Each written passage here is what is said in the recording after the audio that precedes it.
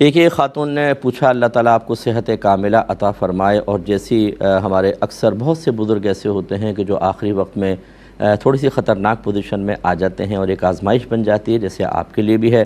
اس پہ صبر کیجئے گا، ہمت کیجئے گا، یہ آپ کے درجات کی بلندی کا سبب بنے گا۔ اگر سابقہ زندگی میں خطائیں ہوں گی تو اللہ تعالیٰ ان خطاؤں کو مٹا دے گا، انشاءاللہ آپ کی نیکیوں میں اضافہ ہوگا۔ ہو سکتا ہے کہ آپ کے صبر و تحمل آپ کی بخشش و مغفرت کا سبب بھی بن جائے۔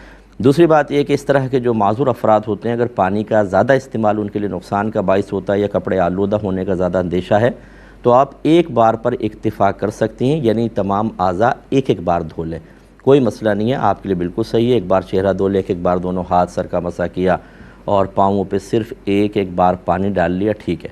ہاں، اگر کوئی دوسرا آپ کو کروا رہا ہے وضو، خصوصاً چہرے میں ذرا تھوڑا دقت ہوتی ہے، ورنہ ہاتھ تو چلیں سائیڈ میں کیے ہوئے ہیں، پاؤں پیچھے کو ہوتے ہیں، ڈال سکتے ہیں۔ اگر کوئی اور دوسرا وضو کرا رہا ہے تو 3 دفعہ ہی کر لیں۔ آپ خود کر رہی ہیں اور دقت ہو رہی ہے تو پھر ایک دفعہ ہی کافی ہے۔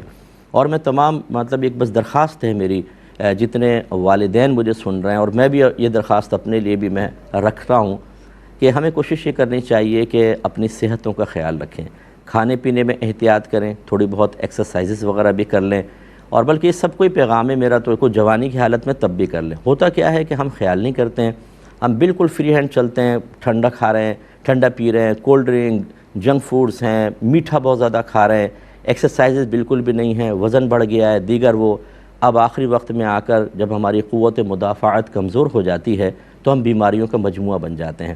پھر ہم اپنے اولاد کو اس کی توجہ یا عدم توجہ کی بنا پر آزماتے ہیں کہ یہ فرما بردار ہے یا نہیں ہے۔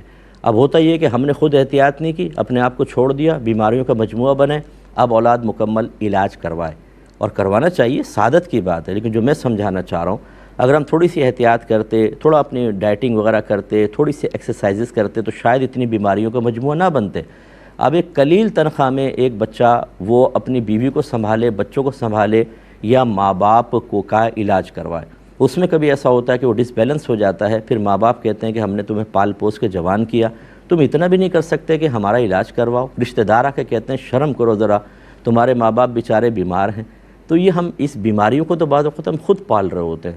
تھوڑا سا اس کا میں تمام لوگ جو ابھی چلتے پھرتے ہیں اس کا خیال کریں، بہتر ہے۔ ایک مختصر سا بریک لیں گے، ہمیں یقین ہے آپ ہمارے ساتھ ہی رہیں گے۔ بسم اللہ الرحمن الرحیم۔ تو میں تھوڑا سا بس اس پہ یہ اور عرض کروں گا کہ اگر ہم اپنے اس وقت جب ہمارا جسمانی نظام بالکل ٹھیک ہوتا ہے، اپنے آپ کو کنٹرول کر لیں، اور یہ کوئی زیادہ مشکل نہیں ہوتا، نفس پہ غالب آنا سیکھنا چاہیے، اپنی خواہشات نفسانی کو روکنا چاہیے۔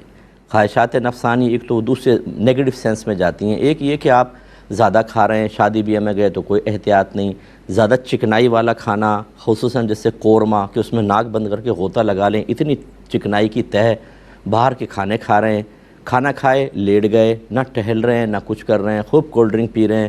اگر اس میں سمجھایا جائے کہ ایسا نہ کریں، ارے بھائی بس ٹھیک ہے، ہمیں پابندی نہ لگاؤ، ہمیں نہ کرو کچھ بھی، کرنے دو، دوسرا بھی کہتا ہے بھائی یار کرنے دو۔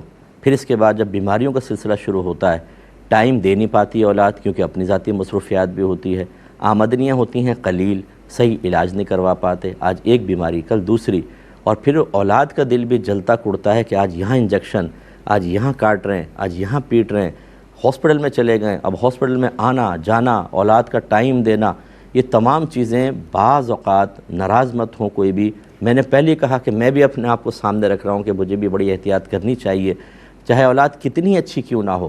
جب انسان بوجھ بن جاتا ہے، آج کل حالات ایسے چل رہے ہیں کہ اولاد ٹائم نکالنا مشکل، آفیسز جانا ہے، اور آپ کو پتہ ہے کہ آمدنی کے معاملات کیا ہیں، ایسی صورت میں تھوڑی سی احتیاط والی زندگی گزاریں، یہ بیسٹ چیز ہوتی ہے۔